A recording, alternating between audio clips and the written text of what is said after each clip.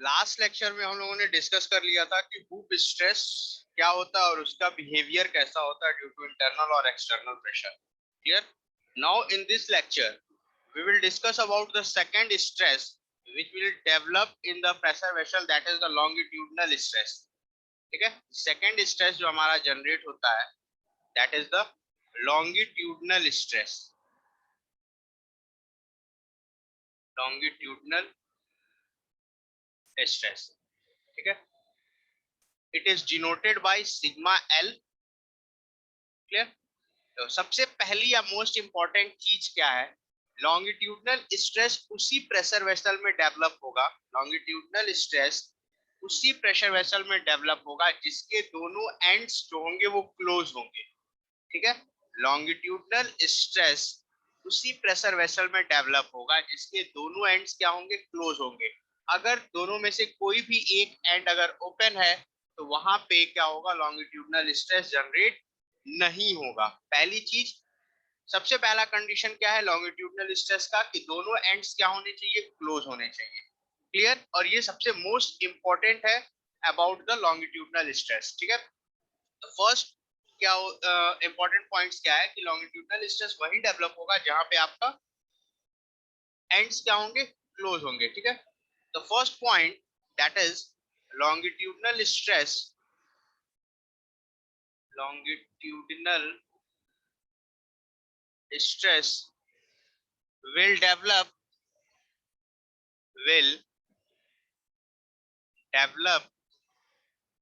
only when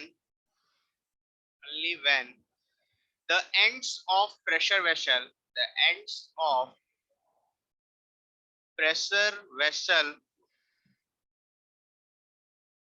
are closed. Okay.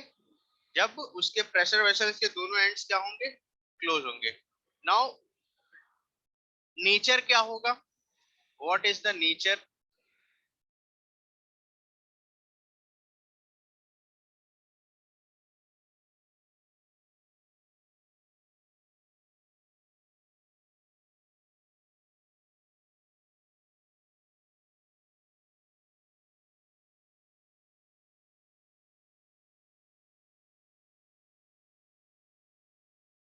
Suppose this is the longitudinal section. ठीक है. ये क्या है, आपका लॉन्गिट्यूडनल सेक्शन है किसी भी एक प्रेशर वेसल का. ठीक है. अब फर्स्ट केस आता है that is the internal pressure condition. First आता है that is the internal pressure condition. Internal pressure condition है तो कुछ इस तरीके से प्रेशर अप्लाई होगा. ठीक है. कुछ इस तरीके से प्रेशर अप्लाई होगा और इस प्रेशर को रजिस्ट करने के लिए जो आपका लॉन्गिट्यूडनल स्ट्रेस जनरेट होगा वो कुछ इस फॉर्म में होगा. ठीक है. तो ये आपका हो गया sigma L and this is the fluid pressure. तो यहाँ पे सिग्मा एल का वेरिएशन क्या है, अवे फ्रॉम द सेक्शन. ये क्या है आपका, अवे फ्रॉम द सेक्शन. तो यहाँ पे ये जो नेचर है वो किस नेचर में है, that is the tensile nature. That is the tensile nature. Now the second condition, that is the internal external pressure condition. Second condition, external pressure condition.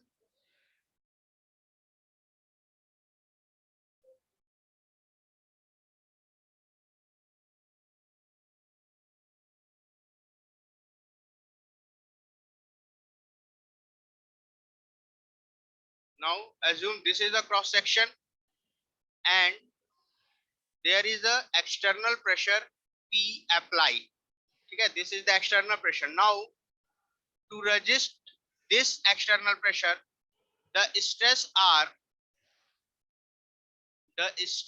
are compressive in nature. The stress are compressive in nature, that is the sigma L. Okay, towards the section. तो यहाँ पे sigma L का nature क्या हो जाएगा आपका, compressive in nature होगा. Clear. Clear. तो ये दो पॉइंट्स आपके बनते हैं. That is the first point, due to internal pressure due to internal pressure, longitudinal stress, longitudinal stress is tensile in nature, is tensile in nature. Now the second point, due to external pressure, due to external pressure, longitudinal stress, longitudinal stress is compressive in nature, is compressive in nature. दोनों part हम लोग देख चुके कि कैसे compressive होगा और कैसे टेंसाइल होगा. Now the next point, what is the what dimension should be changed due to longitudinal stress? longitudinal stress की वजह से हमारा कौन सा डायमेंशन क्या होगा, चेंज होगा. तो यहाँ पे देखो जो भी स्ट्रेसेस लग रही हैं वो अलोंग द लेंथ लग रही है. ठीक है, जो भी हम स्ट्रेसेस की बात कर रहे हैं वो स्ट्रेसेस क्या है, अलोंग द लेंथ है. तो जो भी चेंजेस होंगे आपके लॉन्गिट्यूडनल स्ट्रेस के कारण वो क्या होगा, सिर्फ length of the pressure vessel change होगा, बाकी डायमेंशंस क्या होंगे, चेंज होंगे, लेकिन वो अमाउंट क्या होगा, नेग्लिजिबल अमाउंट होगा. ठीक है, वो अमाउंट क्या होगा, नेग्लिजिबल अमाउंट होगा. तो यहाँ पे आप लिख सकते हो due to longitudinal stress, due to longitudinal stress, length of the pressure vessel, length of the pressure vessel changes. ठीक है. नाउ एक और कॉन्सेप्ट आता है कि किस डायमेंशन के अलोंग आपका जो लॉन्गिट्यूडनल स्ट्रेस है वो कांस्टेंट होगा, किस डायमेंशन के अलोंग आपका लॉन्गिट्यूडनल स्ट्रेस कांस्टेंट होगा. तो for thick and thick cylinder या प्रेशर वेसल बोथ, ठीक है, थिक या थिक प्रेशर वेसल के अलोंग आपका जो थिकनेस होगा, ठीक है, दोनों कंडीशन जो आपकी है थिक और थिन सिलेंडर में, ठीक है, हुप स्ट्रेस में क्या था कि थिन सिलेंडर में हुप स्ट्रेस कांस्टेंट था थिकनेस के अलोंग, लेकिन थिक प्रेशर वेसल में हुप स्ट्रेस क्या था, हाइपरबोलिकली चेंज हो रहा था, वेरिएशन था उसका. ठीक है, लेकिन आपका लॉन्गिट्यूडनल स्ट्रेस में, लेकिन आपका लॉन्गिट्यूडनल स्ट्रेस में थिकनेस के अलोंग दोनों प्रेशर वेसल के केस में लॉन्गिट्यूडनल स्ट्रेस क्या होगा, कांस्टेंट होगा. ठीक है, तो for both thin and thick pressure vessel, thin and thick pressure vessel, longitudinal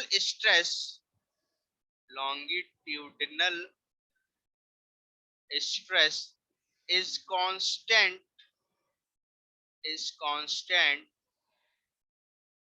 throughout the thickness, ठीक है. थिन या थिक प्रेशर वेसल के लिए जो आपका लॉन्गिट्यूडनल स्ट्रेस है वो थिकनेस के अलोंग क्या होगा, कांस्टेंट होगा. क्लियर. तो ये आपका था longitudinal stress. Clear. Now the next part of the stress, that is the next part of the stress, that is radial stress, that is radial stress, and it is denoted by sigma r, it is denoted by sigma r. ठीक है, तो first हम लोगों ने पढ़ लिया hoop stress क्या होता है, सेकंड हम लोगों ने अभी देख लिया लॉन्गिट्यूडनल स्ट्रेस क्या होता है. नाउ हम लोग का जो स्ट्रेस, नेक्स्ट स्ट्रेस और लास्ट स्ट्रेस जो प्रेशर वेसल में डेवलप होता है, that is the radial stress. ठीक है, जैसा का नेम ही रेडियल स्ट्रेस है, तो ये जो स्ट्रेस अप्लाई होगा वो किस डायरेक्शन में होगा, रेडियल डायरेक्शन में होगा. ठीक है, किस डायरेक्शन में होगा, रेडियल डायरेक्शन होगा along the thickness, radial direction में होगा अलोंग द थिकनेस. ठीक है, तो फर्स्ट पॉइंट आपका क्या बनता है, फर्स्ट पॉइंट क्या होता है, it acts along the along the radial direction, along the radial direction. Clear? ठीक है. अब इसको भी हम लोग दो कंडीशन के फॉर्म में पढ़ते हैं. That is the first one आपका क्या है? Internal pressure condition. Internal pressure condition. ठीक है. इंटरनल प्रेशर कंडीशन के फॉर्म में हम लोग इसको देखते हैं. सपोज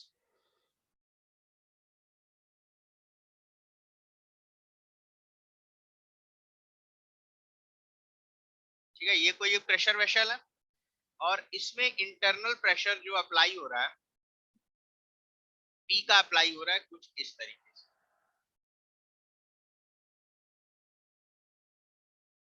अब रेडियल स्ट्रेस को स्टडी करने के लिए हम क्या करते हैं? दो क्रॉस सेक्शन लेते हैं इस तरीके से. ठीक है. Suppose this is the x2 cross section, x2 and this is the x1. अब यहां ध्यान दो, x2 को कंसीडर करते हैं, x2 सेक्शन को. तो ये हमारा आउटर बॉडी हो गई और ये हमारा x2 क्रॉस सेक्शन हो गया. ठीक है. यहाँ पे जो प्रेशर है, आउटर प्रेशर जो PATM है, दैट इज हम लोग एनालिसिस पर्पस में क्या एज्यूम करते हैं? जीरो एज्यूम करते हैं. ठीक है. क्या एज्यूम करते हैं? जीरो एज्यूम करते हैं. एंड नाउ जो प्रेशर है अलोंग द थिकनेस, वो क्या होगा? कांस्टेंट होगा. तो कांस्टेंट होने की वजह से हम क्या एज्यूम कर लेते हैं कि रेडियस जो होगा यहाँ पे जीरो होगा. जो रेडियल स्ट्रेस होगा वो क्या होगा? जीरो होगा. इट मींस कि अगर P की वैल्यू, ठीक है, P की वैल्यू आपके आउटर डाया तक जाते जाते, ठीक है, आउटर बॉडी तक जाते जाते आपकी वैल्यू क्या हो रही है? स्ट्रेस की वैल्यू क्या हो रही है? रिड्यूस हो रही है. और वो कितनी आ जा रही है आपकी? जीरो के अलोंग आ जा रही है. कितनी आ रही है? जीरो. ठीक है. Now second condition low, that is the x1. तो ये आपका इंटरनल बॉडी हो गया और ये आपका हो गया x1 सेक्शन. ठीक है. इंटरनल बॉडी पे क्या प्रेशर आ रहा है? P प्रेशर आ रहा है. इंटरनल बॉडी पे क्या आ रहा है? फ्लूइड प्रेशर P आ रहा है. इस P फ्लूइड प्रेशर को रजिस्ट करने के लिए हम क्या करेंगे? x1 पे एक, x1 बॉडी पे एक या x सेक्शन पे एक क्या होगा? स्ट्रेस जनरेट होगा. That is radial stress. And इसकी वैल्यू क्या होगी? P के इक्वल होगी. इसकी वैल्यू क्या होगी? P के इक्वल होगी. And the nature is the, nature क्या है आपका? कॉम्प्रेसिव नेचर है. नेचर क्या है आपका? कॉम्प्रेसिव नेचर है. क्लियर? क्लियर? तो यहां से आप एक पॉइंट लिख सकते हो, एक पॉइंट आप लिख सकते हो, that is due to internal pressure, due to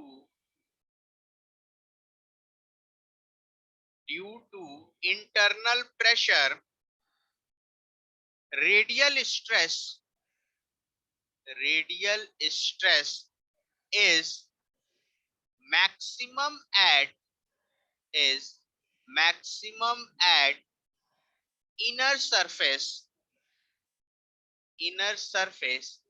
that is the value is P, and minimum at outer surface, and the value is zero. Clear? Clear हो गया इंटरनल प्रेशर का कंडीशन. अब एक चीज यहां से देख सकते हो कि P से ये वैल्यू कहां तक जा रही है? जीरो तक जा रही है. इट मींस जो वेरिएशन होगा वो स्ट्रेट लाइन वेरिएशन नहीं होगा, या तो पैराबोलिक वेरिएशन होगा या हाइपरबोलिक वेरिएशन होगा. ठीक है. या तो पैराबोलिक वेरिएशन होगा या फिर हाइपरबोलिक वेरिएशन होगा. ठीक है. तो अब एक्सटर्नल प्रेशर की कंडीशन देख लेते हैं, फिर वहां से जज कर लेंगे हम लोग कि आपका कंडीशन क्या होगा? पैराबोलिक होगा या हाइपरबोलिक होगा. ठीक है. पैराबोलिक कंडीशन क्या होता है? या तो इंक्रीज या तो डिक्रीज की बताती है. लेकिन हाइपरबोलिक कंडीशन क्या होता है? आपका जो ग्राफ बनता है वो साइन वेव के फॉर्म में बनता है. हाइपरबोलिक वेरिएशन का ग्राफ जो होता है वो साइन वेव के फॉर्म में होता है. एक बार इंक्रीज करता है फिर डिक्रीज करता है for the same section. Clear? तो now the second condition, second condition, that is the external pressure condition. That is the external pressure condition. External pressure condition क्या होगा? जस्ट अपोजिट होगा इंटरनल प्रेशर कंडीशन के. External pressure condition जो होगा वो just opposite होगा आपके internal pressure condition के.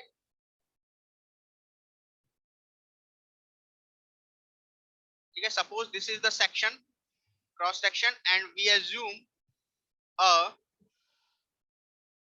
Section x1 x1 and x2 x2, और इस पूरे बॉडी पे एक क्या हो रहा है? एक्सटर्नल प्रेशर अप्लाई हो रहा है.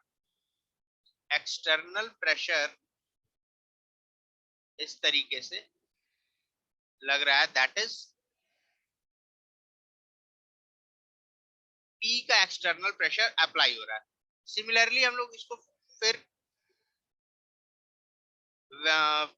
देखेंगे, दैट इज द, पहले एक्सटर्नल बॉडी ले लेते हैं. ये आउटर डाया हो गया और ये हमारा आउटर क्रॉस सेक्शन हो गया x2. ठीक है, यहाँ पे क्या हो रहा है? एक्सटर्नल प्रेशर अप्लाई हो रहा है, दैट इज P. अब इसको रजिस्ट करने के लिए हमारे पास क्या होगा? एक स्ट्रेस होगा, that stress is known as radial stress and the value is P. And the nature क्या होगा आपका? यहाँ पे क्या था? कॉम्प्रेसिव नेचर है, तो ये नेचर जो हो जाएगा वो टेंसाइल नेचर होगा. नाउ सेक्शन x1 सेक्शन के लिए देखो, ये आपका सेक्शन हो गया x1. ठीक है, और ये हो गया आपका इंटरनल सेक्शन. तो इंटरनल सेक्शन में प्रेशर क्या है आपकी? 0 के इक्वल है. तो यहाँ पे रेडियल स्ट्रेस जो होगा वो क्या होगा? 0 होगा. तो यहाँ पे आप एक पॉइंट लिख सकते हो कि due to external pressure condition, due to external pressure condition, radial stress is minimum at inner surface. Radial stress is minimum at inner surface, that is the value is equal to 0, and the maximum at outer surface, that is the value is equal to external pressure, and the nature is the tensile. Clear? So due to external pressure, due to external pressure, radial stress is minimum at inner surface, minimum at inner surface, that is value is 0, and maximum at outer surface, maximum at outer surface, that is the value is P, and stress is tensile in nature, and the stress is tensile in nature, और stress क्या है आपका? Tensile in nature है. Clear? Clear? ठीक है. Now दो और important points हैं, वो देखो. पहला, वेरिएशन कैसा है? तो वेरिएशन देखो क्या है, अगर एक्सटर्नल एंड और इंटरनल प्रेशर दोनों एक साथ अप्लाई हो रहा है, तो जो हमारा वेरिएशन होगा वो क्या होगा? इंक्रीज और डिक्रीज के बीच में वेरी करेगा. ठीक है, एक बार क्या होगा? इनर पे मैक्सिमम होगा, एक बार आउटर पे मैक्सिमम होगा. तो जो ग्राफ बनेगा वो क्या बनेगा? वेरिएशन जो होगा वो क्या होगा? हाइपरबोलिक इन नेचर होगा. तो यहां से एक पॉइंट आप और पढ़ा सकते हो इसमें, that is the variation of radial stress is hyperbolic in nature, is hyperbolic in nature. And the next point is, and the next point is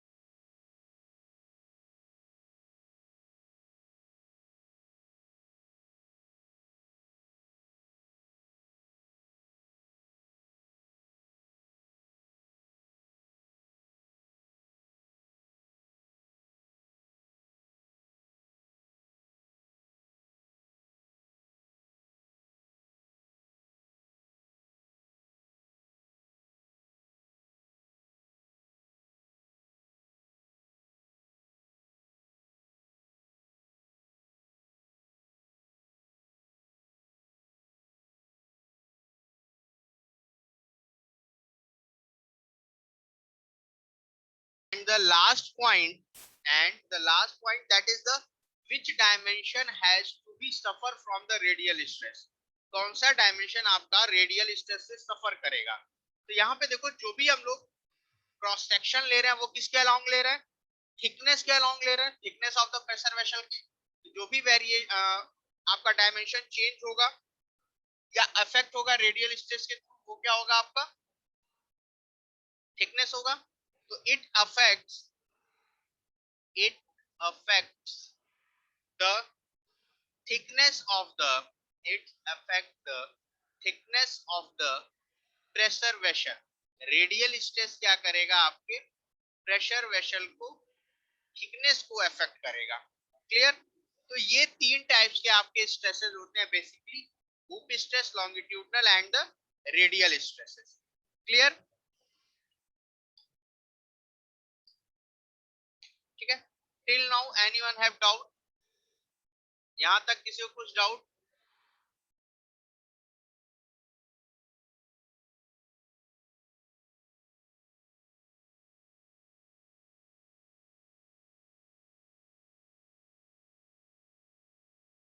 यहां तक किसी को कुछ डाउट नहीं है? ठीक है, नाउ अब हम लोग अपने सिलेबस पे आते हैं। That is the first, thin pressure vessel. ठीक है, थिन प्रेशर वेसल। ठीक है, तो थिन प्रेशर वेसल आपका वो प्रेशर वेसल है जिसमें T by D ratio, is less than 1/10 to 1/15। 1/10 to 1/15 के रेशियो के बीच में जो भी प्रेशर वेसल आएगा एंड टी बाई डी का रेशियो आएगा, वो प्रेशर वेसल किस कैटेगरी में जाएगा? वो प्रेशर वेसल आप कैटेगरी होगी थिन प्रेशर वेसल। क्या होगा? Thin pressure vessel. ठीक है, अब थिन प्रेशर वेसल को भी हम लोग दो कैटेगरी में डिवाइड करते हैं। That is first one, the first one is thin cylinder. The first one is thin cylinder and second one is the thin sphere। ठीक है, ये कैटेगरी आपकी क्रॉस सेक्शन के अकॉर्डिंग है। ठीक है, ये कैटेगरी आपकी क्या है?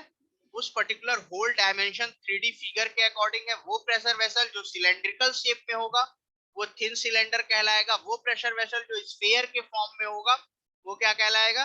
थिन स्फीयर कहलाएगा। क्लियर? ठीक है, तो यहां हम लोग सबसे पहले क्या डिस्कस करेंगे? यहां हम लोग सबसे पहले डिस्कस करेंगे that is the thin cylinder part. That is the thin cylinder part which is according to your syllabus. ठीक है, थिन सिलेंडर पार्ट को हम लोग डिस्कस करेंगे। ठीक है,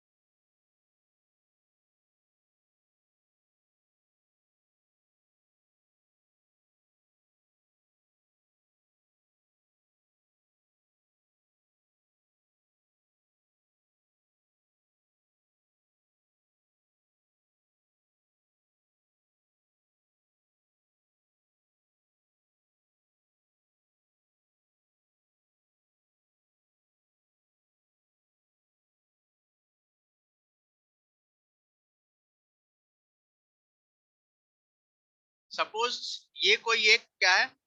थिन सिलेंडर है। ठीक है, और इसका जो लेंथ है वो है capital L, dia is small D and the thickness is small T. L क्या है आपका? Length of the thin cylinder.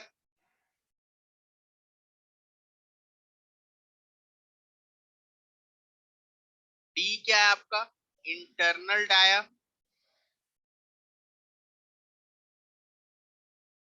Of thin cylinder, and the T is the thickness of the thin cylinder. Clear? और इसमें एक कोई fluid है, इसमें कोई एक फ्लूइड है जिसका प्रेशर कितना है आपका, P है। ठीक है, प्रेशर क्या है आपका, P। P is the pressure of fluid in the cylinder। ठीक है, सिलेंडर के अंदर जो आपका फ्लूइड है वो क्या है आपका। ठीक है, तो बेसिकली जब भी हम लोग थिन सिलेंडर की बात करेंगे, ठीक है, तो दो तरह के स्ट्रेसेस हम लोग डिस्कस करेंगे। The first one is the hoop stress, the first one is the hoop stress and the second one is the longitudinal stress। ठीक है, तो इन दोनों स्ट्रेस का फॉर्मूला क्या होगा ये हम लोग को फाइंड आउट करना है in case of thin cylinder. Thin cylinder के केस में हम लोग का फॉर्मूला क्या होगा ये हम लोग को डिस्कस करना है। ठीक है, तो सबसे पहले हम लोग पार्ट ले लेते हैं, that is the longitudinal stress. तो लॉन्गिट्यूडनल स्ट्रेस, तो लॉन्गिट्यूडनल स्ट्रेस का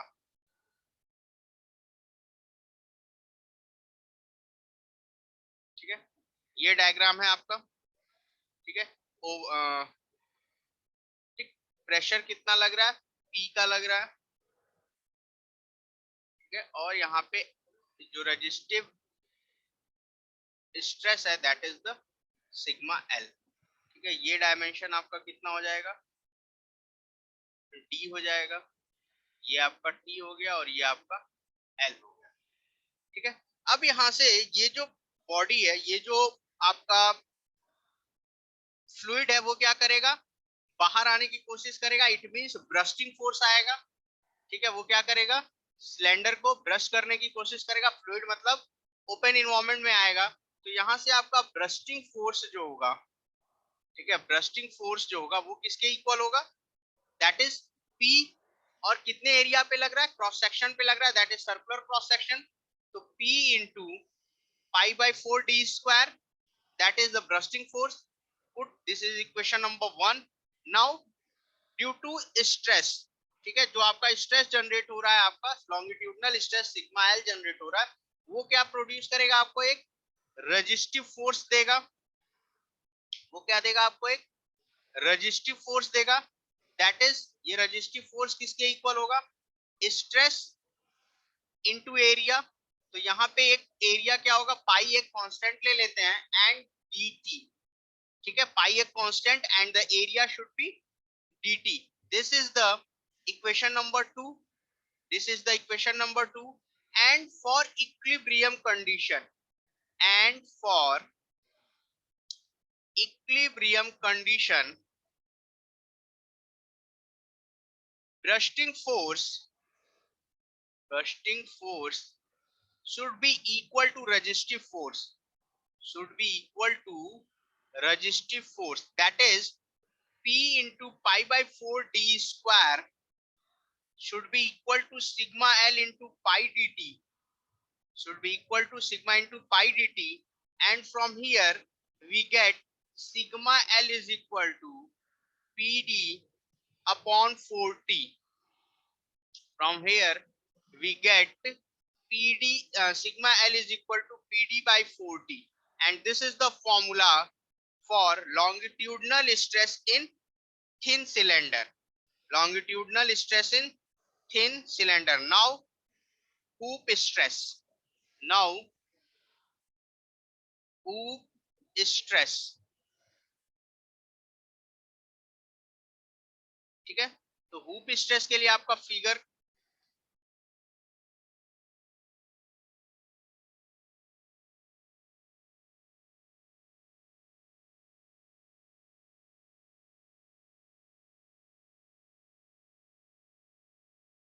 ठीक है, कुछ इस तरीके से बनेगा। यहाँ पे इंटरनल प्रेशर P है इस तरीके से, और हुप स्ट्रेस जनरेट होगा ये आपका, ये P है, ये आपका सिग्मा H। क्लियर? तो यहाँ पे भी आप ब्रस्टिंग फोर्स देखो, तो ब्रस्टिंग फोर्स क्या होगा, दैट इज P, किसके अलोंग लग रहा है, L और थिकनेस के अलोंग, ठीक है, तो L इंटू T,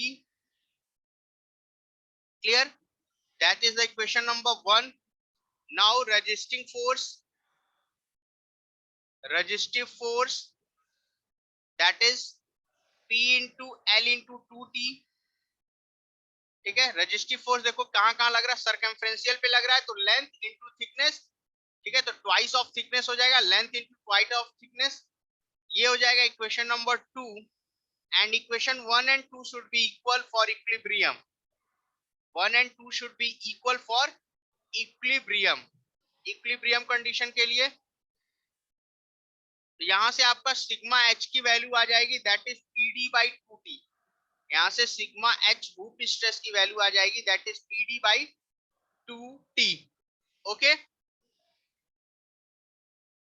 क्लियर. तो ये फॉर्मूला हो जाएगा हुप स्ट्रेस का for thin and thick cylinder, that is PL PD by 2टी for hoop stress and PD by 4